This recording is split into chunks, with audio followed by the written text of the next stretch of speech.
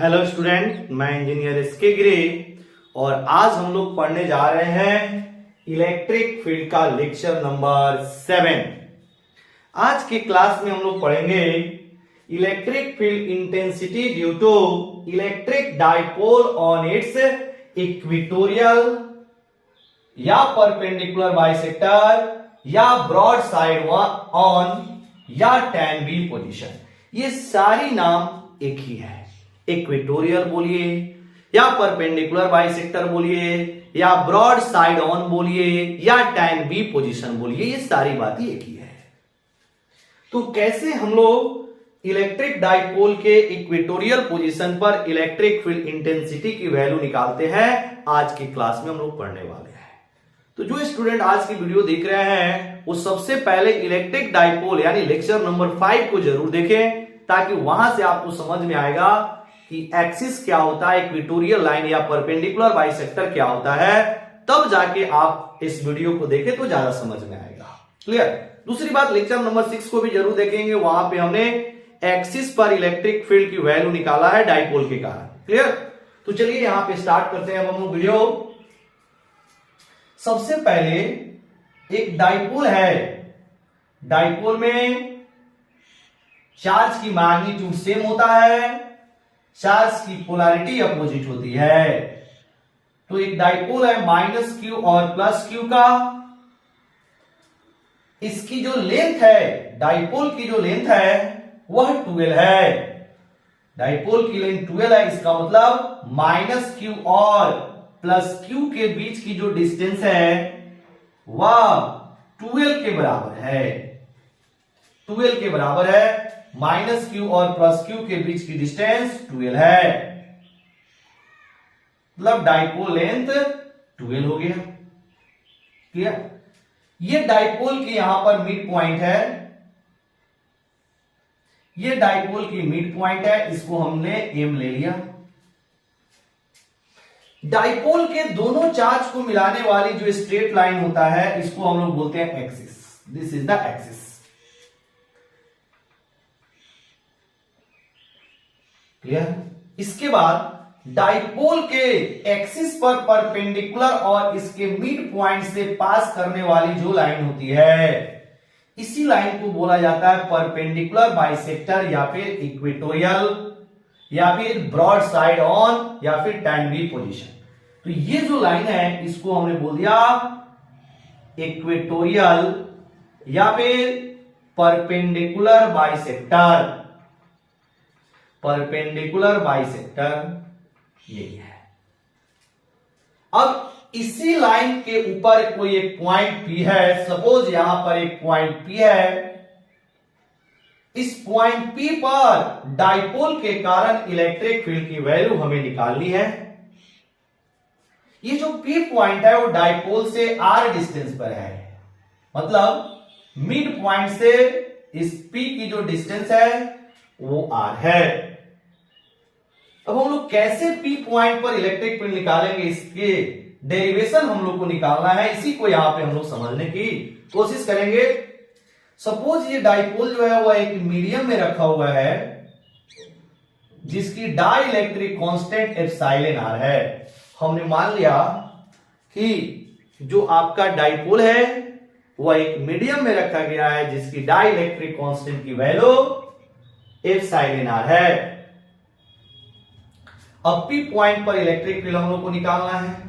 Same process जैसे हमने axis पर इलेक्ट्रिक फील्ड निकाला था, एकदम सेम प्रोसेस है इक्वेटोरियल लाइन पर इलेक्ट्रिक फील्ड निकालने की। क्या? तो -q के कारण P पर इलेक्ट्रिक फील्ड की इंटेंसिटी या मैग्नीट्यूड निकाल लीजिए, उसके बाद इसकी डायरेक्शन निकाल लीजिए। फिर से +q के कारण P पॉइंट पर इलेक्ट्रिक फील्ड की मैग्नीट्यूड और डायरेक्शन निकाल लीजिए। उसके बाद दोनों को वेक्टोरियली जोड़ दीजिए, जो आएगा वही electric field due to dipole on point P होगा। क्लियर। तो चलिए हम लोग यहां से स्टार्ट करते हैं। -q के कारण P पॉइंट पर इलेक्ट्रिक फील्ड यहां पर लिखेंगे electric field intensity due to minus q on point या एट पॉइंट P इज। तो सबसे पहले अगर माइनस क्यू के कारण P पे हमें इलेक्ट्रिक फील्ड की मैग्नीट्यूड निकालना है, इलेक्ट्रिक फील्ड इंटेंसिटी निकालनी है, तो माइनस क्यू से P तक की हमें डिस्टेंस निकालना होगा। तो क्या किया हमने, इसको एक लाइन से ऐसे ज्वाइन कर दिया। क्लियर? अब आपका माइनस क्यू से P तक की डिस्टेंस निकालने के लिए आप पाइथागोरस थ्योरम यूज करेंगे। ये डिस्टेंस r है, ये जो m है वह मिड पॉइंट है माइनस क्यू और प्लस क्यू का, तो ये जो डिस्टेंस है वो l के बराबर हो जाएगा। दिस इज द l, ये वाली डिस्टेंस l के बराबर हो गया। तो अगर ये l और ये r, तो ये हाइपोटेनस होगा, क्योंकि ये जो लाइन है वो परपेंडिकुलर है, मतलब ये आपको एक राइट एंगल ट्रायंगल बनेगा। राइट एंगल ट्रायंगल का ये हाइपोटेनस होगा। This is equal to r square plus l square का अंडर रूट। तो माइनस क्यू से P तक का डिस्टेंस निकल गया। तो अब आपका माइनस क्यू के कारण P पर जो इलेक्ट्रिक फील्ड इंटेंसिटी की वैल्यू होगी, इसको हमने E1 ले लिया। Then E1 is equal to 1/4 pi epsilon 0 epsilon r, क्योंकि मीडियम में रखा हुआ है epsilon r, into minus q mod divided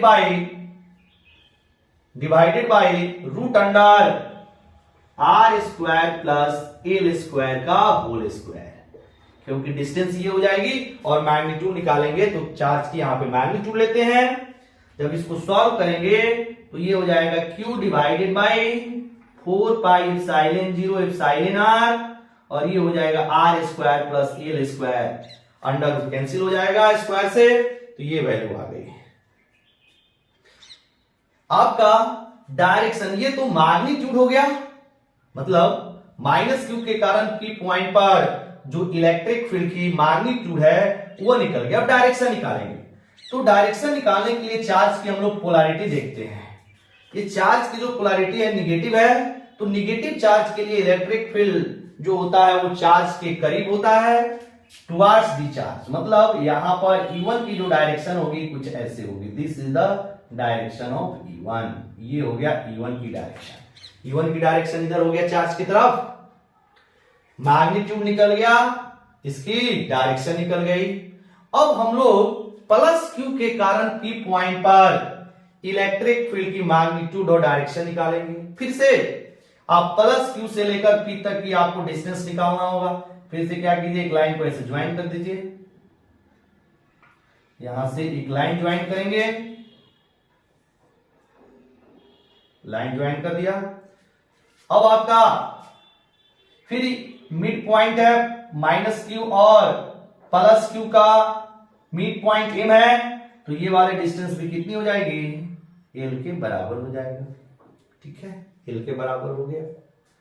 फिर से ये एक आपका राइट एंगल ट्रायंगल बनेगा, फिर ये आपका हाइपोटेनस होगा, इसकी भी value r square plus L square का अंडर रूट होगा। सेम वैल्यू आ गई।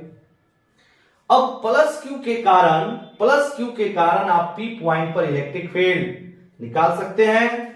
चलिए जी, इसको हम हटा रहे हैं यहां से, ऐसे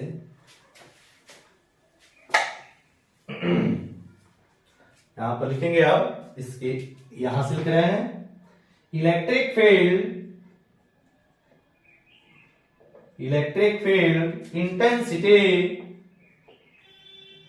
इंटेंसिटी ड्यू टू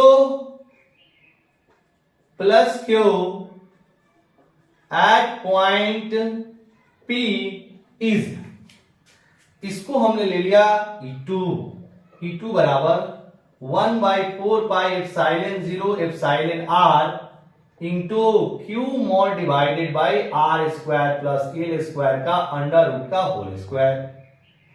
क्योंकि किसी पॉइंट चार्ज के लिए r डिस्टेंस पर इलेक्ट्रिक फील्ड की formula 1/4 pi epsilon 0 epsilon r q mod divided by r square होता है। तो यहां पर आर स्क्वायर की जो वैल्यू है वो कितने हो जाएंगे, root under r square plus L square, क्योंकि प्लस क्यू से लेके पी तक की जो डिस्टेंस है वो ये है। अब इसका जब वैल्यू सॉल्व करेंगे तो q इंटू 1 क्यू हो जाएगा, क्योंकि यहां पर q का मॉड q होगा और यहां पे माइनस क्यू का मॉड भी q होगा। इस जगह पे माइनस क्यू का मॉड भी q होगा, तो q into 1 is equal to q, इसलिए यहां भी q आ जाएगा और यहां पर q का जो मॉड है वो q ही रहेगा। तो ये हो जाएगा 4 pi epsilon 0 epsilon r into r square plus L square. ये निकल गया हम लोग का electric field due to plus q at point P. अब इसकी डायरेक्शन निकाले, पी को याद लेते हैं। अब इसकी डायरेक्शन निकाले तो डायरेक्शन के लिए चार्ज की पोलैरिटी देखेंगे।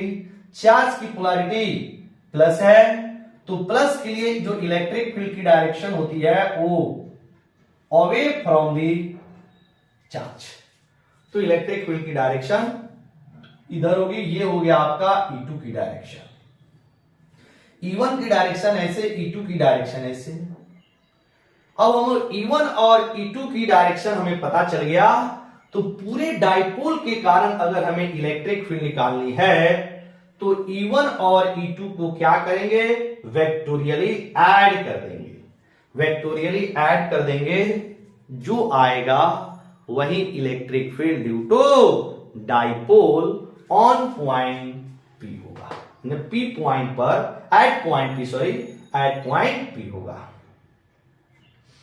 अब हमें E2 और E1 की एडिशन चाहिए, तो आपको E1 को एक वेक्टर मान लीजिए, E1 को एक वेक्टर और E2 को दूसरा वेक्टर मान लीजिए। अब इसके बीच की एंगल अगर हम लोग निकाल ले तो इसकी एडिशन हम आसानी से निकाल सकते हैं।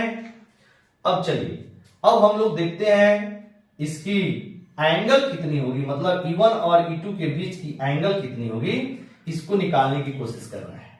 यहां पर जरा ध्यान देंगे, माइनस क्यू पी और plus Q, minus Q P और प्लस क्यू, यह एक आइसोसेलेस ट्रायंगल होगा।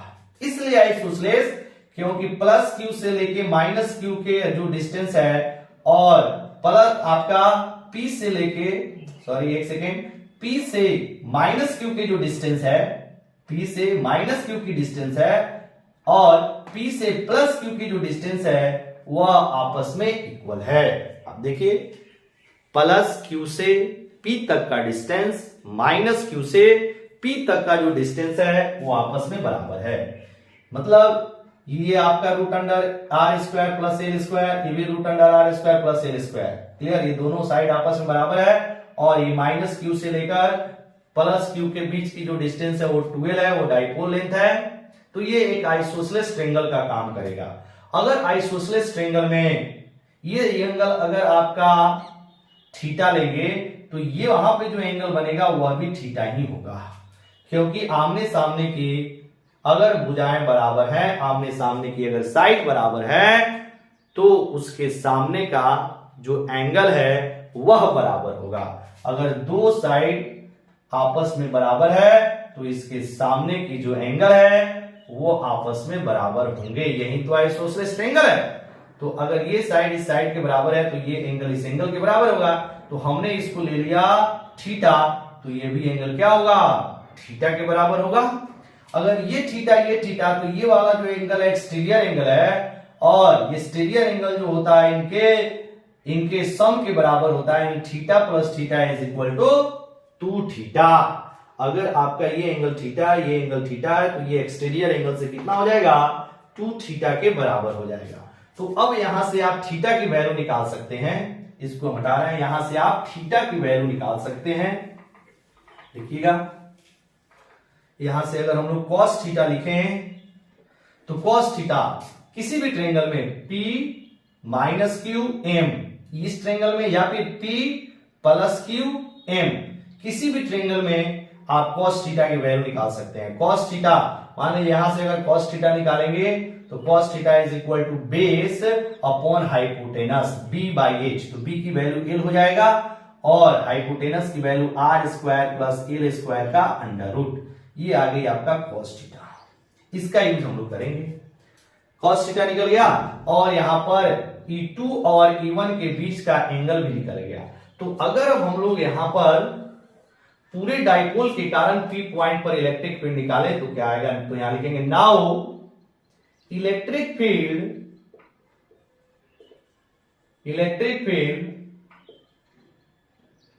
at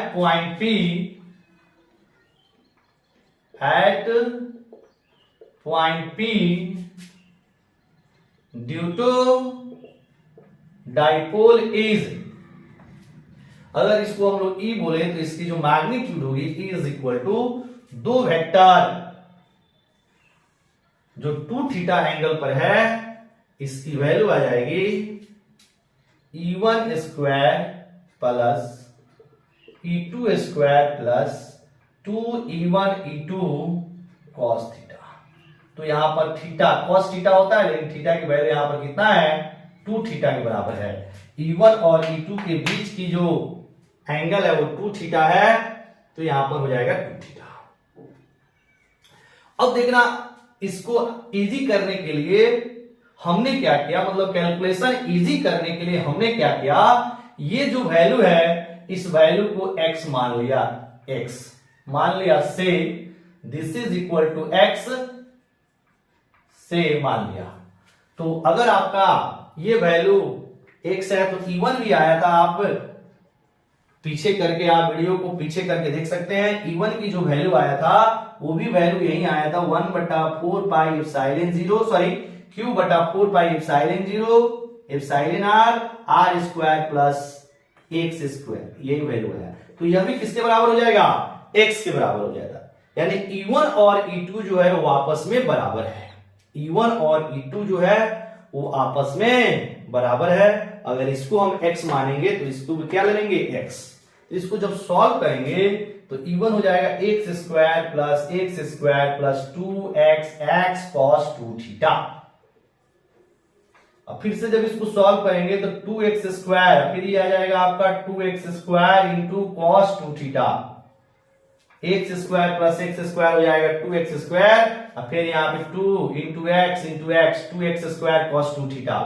सॉल्व करेंगे तो यहां से 2x स्क्वायर कॉमन आ जाएगा, तो ये हो जाएगा 1 प्लस cos 2 थीटा का अंडर रूट। फिर ये आप फॉर्मूला लगा दीजिएगा, ये हो जाएगा 2x स्क्वायर और 1 प्लस cos 2 थीटा होता है 2 cos स्क्वायर थीटा। यहां पे लिखेंगे because 1 plus cos 2 theta is equal to 2 cos square theta. ये ट्रिगो का फॉर्मूला है, 1 plus cos 2 theta is equal to 2 cos square theta. अब यहां से जब सॉल्व करेंगे तो ये हो गया 4x square cos square theta. अब ये परफेक्ट स्क्वायर हो जाएगा, आप इसको ऐसे भी लिख सकते हैं, this is equal to 2x cos theta का होल स्क्वायर का अंडर रूट। जब इसको सॉल्व करेंगे तो ये हो जाएगा 2x cos theta, 2x cos theta, 2x cos theta. अब हम लोग x की वैल्यू रख सकते हैं यहां से, x की वैल्यू यहां से या फिर यहां से आप उठा के रख सकते हैं। थीटा की वैल्यू हम लोग, सॉरी cos थीटा की वैल्यू यहां पे निकाले हुए हैं, तो cos थीटा की वैल्यू क्या है, L divided by root under r square plus L square. ये भी वैल्यू आप यहां रख सकते हैं। फिर इसके बाद में आप इलेक्ट्रिक फील्ड की मैग्नीट्यूड निकाल सकते हैं P पॉइंट पर जो डाइपोल के कारण इलेक्ट्रिक फील्ड की मैग्नीट्यूड है वो आप निकाल सकते हैं। यहां से x की वैल्यू रख दीजिए, यहां पर थीटा की वैल्यू रख दीजिए, ठीक है। चलिए हम यहां से इस चीज को हटा रहे हैं। आप पॉज करके नोट कर लीजिए, पॉज करके सारी बातें नोट कर लेंगे। यहां से इसको हटा रहे हैं, तो ये जो आया है, देखिए electric field is equal to, यहां पर फिर से यहां लिख रहे हैं, तो हमारा वैल्यू आया electric field is equal to 2x cos theta. Electric field आ गया था 2x cos थीटा, अब इसको हटा दीजिए। अब यहां से x और थीटा का मान रखिए, 2x की value Q divided by 4 pi epsilon 0 epsilon r square plus L square, और यहां से थीटा की वैल्यू हो जाएगा l divided by root under r square plus L square. अब इसको सॉल्व करेंगे तो Q को Q लिख दिया और 2 इंटू एल को हम एक साथ लिख दिए 12 होल डिवाइडेड बाई नीचे 4 पाई एप्सिलॉन 0 एप्सिलॉन r, और यहां पे पावर 1 हो जाएगा, ये पावर 1/2 हो जाएगा। जब इन दोनों को सॉल्व करेंगे तो r square plus L square का पावर 3/2 होगा। यहां पर कुछ नहीं तो पावर 1, और ये रूट का मतलब पावर 1/2। देखो यहां पे सॉल्व कर दे रहे हैं, ये जो वैल्यू है r square plus L square, ये हो जाएगा आपका पावर 1, और ये हो जाएगा r square plus L square का पावर 1/2। जब बेस बराबर है तो r square plus L square का पावर हो जाएगा 1 प्लस 1/2। सॉल्व करेंगे तो 3/2, मतलब this value into this value is equal to r square plus L square to the power of 3/2। ठीक है, दिस इज इक्वल टू, अब Q इंटू 12 हमने पढ़ा है डाइपोल मोमेंट होता है, this is equal to P divided by 4 pi epsilon 0 into epsilon r।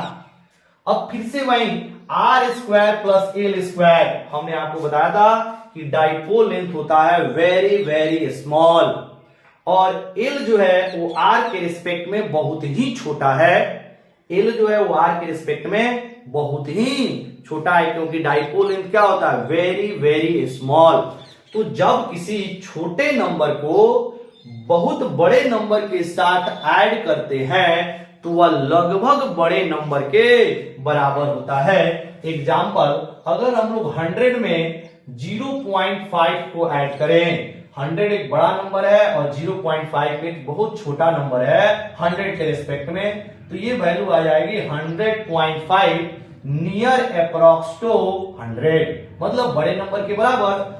जब किसी बड़े नंबर में किसी बहुत छोटे नंबर को ऐड करते हैं तो लगभग बड़े नंबर के बराबर होता है। इसीलिए यहां पर r square plus L square ये लगभग आर स्क्वायर के बराबर होगा, क्योंकि एल जो है वो आर के रिस्पेक्ट में बहुत ही छोटा है। तो यहाँ पे साइड में लिख लेंगे, चूंकि R is very greater than L, इसीलिए R square plus L square is near approx to L square हो जाएगा। अब यहां से सॉल्व करेंगे तो ये 2 से ये 2 कट जाएगा, this implies E is equal to P divided by 4 pi epsilon 0 epsilon r into r cube. ये हो गया डाइपोल के इक्वेटोरियल लाइन पर इलेक्ट्रिक फील्ड की एक्सप्रेशन।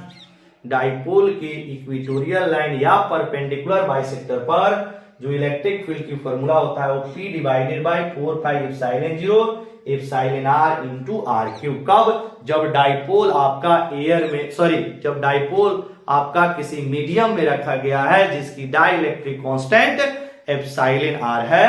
तो मान लीजिए अगर यही डाइपोल एयर में रखा हुआ है, यही डाइपोल अगर एयर में रखा हुआ है तो एप्सिलॉन r का मान 1 हो जाएगा। तो यहां लिखेंगे if dipole is placed in air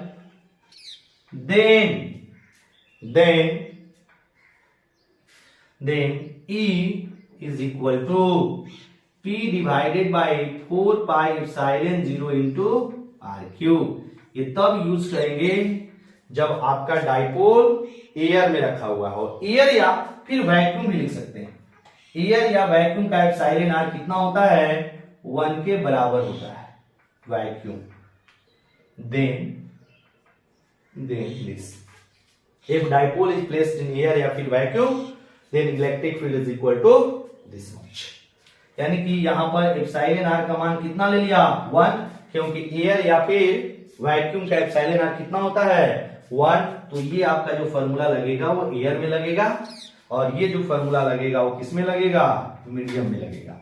तो मीडियम में ये फॉर्मूला यूज करेंगे और एयर या फिर वैक्यूम में ये फॉर्मूला हम लोग यूज करेंगे। तो ये है आपका इलेक्ट्रिक फील्ड की मैग्नीट्यूड। अब इसकी डायरेक्शन देखना है, डायरेक्शन कितना होगा। तो देखिएगा, सबसे पहले अगर हम डाइपोल मोमेंट की डायरेक्शन ले तो डाइपोल मोमेंट की जो डायरेक्शन होती है वह निगेटिव से पॉजिटिव की ओर होता है। यानी ये जो डायरेक्शन है आपका इधर, ये जो डायरेक्शन है वो डाइपोल मोमेंट का डायरेक्शन है। ये डायरेक्शन आपका हो गया, सपोज हम यहां से लिख रहे हैं साफ साफ, ये डाइपोल मोमेंट का डायरेक्शन हो गया निगेटिव से पॉजिटिव की ओर। क्लियर। अब यहां पर इलेक्ट्रिक फील्ड की डायरेक्शन निकालना है। इलेक्ट्रिक फील्ड की डायरेक्शन निकालना है, यहां पर E2 की डायरेक्शन ऐसे है और E1 की डायरेक्शन ऐसे है। E1 और E2 की जो मैग्नीट्यूड है वो हमने देखा सेम है। E1 और E2 की जो मैग्नीट्यूड आया था वो सेम आया था, Q divided by 4 pi epsilon 0 epsilon r into r square plus x square. ये E2 और E1 सेम वैल्यू आया था, यानी कि E1 और E2 की मैग्नीट्यूड सेम है। जब दो वेक्टर की मैग्नीट्यूड सेम होता है तो वेक्टर का रूल होता है कि इसकी जो रिजल्टेंट है वह बिल्कुल इसके मिड पॉइंट से या मिड एंगल से पास करता है, बिल्कुल इसके बीचों बीच से पास करता है। क्लियर।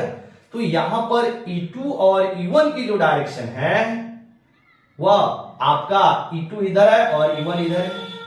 इस दोनों की मैग्नीट्यूड सेम है, तो जो E1 और E2 की जो रिजल्टेंट है, रिजल्टेंट कौन सा है, E है, जो रिजल्टेंट E है इसकी डायरेक्शन किधर होगा, इसके मिड एंगल से पास करेगा, मतलब इसके बीचों बीच से पास करेगा ऐसे। तो यहां पर E की जो डायरेक्शन है वैसे हो गई और डाइपोल मोमेंट का डायरेक्शन ऐसे है। यहां ध्यान देंगे, इलेक्ट्रिक फील्ड की डायरेक्शन ऐसे हो गई क्योंकि E2 और E1 आपस में बराबर है, तो जो इसकी रिजल्टेंट है वो इसके मिड पॉइंट से पास करेगा। तो E की जो डायरेक्शन ऐसे है, E1 और E2 की जो आपका रिजल्टेंट है वो E है, वो बिल्कुल इसके बीच से पास करेगा और डाइपोल मोमेंट निगेटिव चार्ज से पॉजिटिव चार्ज की ओर है। तो इस तरह है, मतलब इसमें हमने क्या देखा, जो इलेक्ट्रिक फील्ड है, कहां पर इलेक्ट्रिक फील्ड जो इक्वेटोरियल लाइन पे निकला है उसकी मैग्नीट्यूड तो इतने आ गई। एयर में निकालेंगे तो P divided by 4 pi epsilon 0 into r cube, और मीडियम में निकालेंगे तो P divided by 4 pi epsilon 0 epsilon r into r cube. ये तो मैग्नीट्यूड निकल गई, लेकिन इसकी जो डायरेक्शन है वो डाइपोल मोमेंट के अपोजिट डायरेक्शन में है।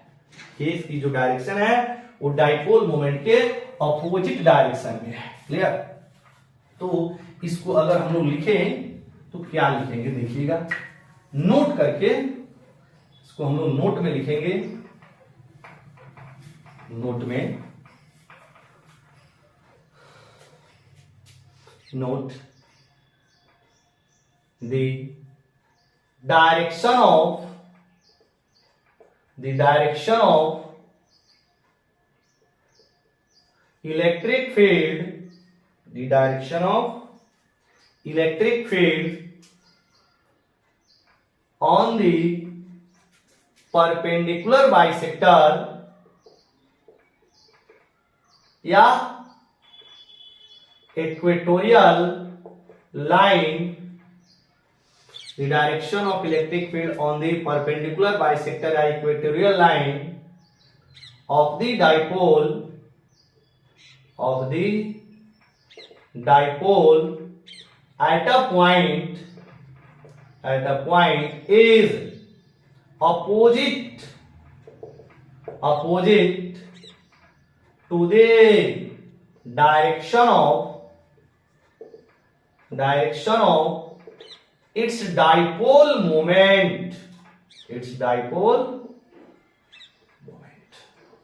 यानी कि जो इलेक्ट्रिक फील्ड की डायरेक्शन है और डाइपोल मोमेंट की जो डायरेक्शन है वह दोनों एक दूसरे से अपोजिट होंगे। कहां पर, परपेंडिकुलर बाइसेक्टर पर या फिर इक्वेटोरियल लाइन पर। क्लियर। तो अगर आप लेक्चर नंबर 6 नहीं देखे हैं तो वहां जरूर देखेंगे। वहां पे हमने एक्सिस का एक्सप्रेशन निकाला, सॉरी एक्सिस पर इलेक्ट्रिक फील्ड का एक्सप्रेशन निकाला था। उसमें डाइपोल मोमेंट की डायरेक्शन और इलेक्ट्रिक फील्ड की डायरेक्शन सेम था, एक ही डायरेक्शन में था। यहां पे अपोजिट है, तो इसको ले लीजिएगा नोट नंबर 1। इसमें जो सेकेंड नोट है, ई इक्वेटोरियल या perpendicular bisector divided by E axis. तो अगर हम लोग सॉल्व करेंगे तो इक्वेटोरियल पे क्या आता है, P divided by 4 pi epsilon 0 into r cube, और एक्सिस पर 2P divided by 4 pi epsilon 0 into r cube. ये दोनों ईयर के निकाल लिया। अब देखना ये P से P कैंसिल, ये से ये कैंसिल, सॉरी ये P से P कैंसिल और ये नीचे वाला से ये कैंसिल। ऊपर हो गया 1, नीचे हो गया 2, यानी कि 1:2, 1:2, this is equal to 1:2। Equatorial divided by axis 1:2 है, तो आप ऐसे भी लिख सकते हैं E axis divided by E equatorial is equal to 2:1। ये हो जाएगा 2:1। अगर इक्वेटोरियल ऊपर है एक्सिस नीचे है तो 1:2, अगर एक्सिस ऊपर है इक्वेटोरियल नीचे है तो 2:1। ठीक है, एक्सिस में हमने ये आपका 2P divided by 4 pi epsilon 0 into r cube का एक्सप्रेशन लेक्चर नंबर 6 में करा दिया था। तो ये था आपका आज का क्लास। अब हम लोग नेक्स्ट क्लास में मिलेंगे कि जब आपको इलेक्ट्रिक फील्ड निकालनी है, ना तो P पॉइंट एक्सिस पर है और ना ही P पॉइंट आपके परपेंडिकुलर बाइसेक्टर या इक्वेटोरियल लाइन पर है, तब हम लोग कैसे उस पॉइंट पर इलेक्ट्रिक फील्ड की इंटेंसिटी निकालेंगे या उसकी डायरेक्शन निकालेंगे। क्लियर? तो आज का लेक्चर यहीं खत्म करते हैं। आप लोग अच्छे से पढ़ाई करते रहिए। Very very thank you.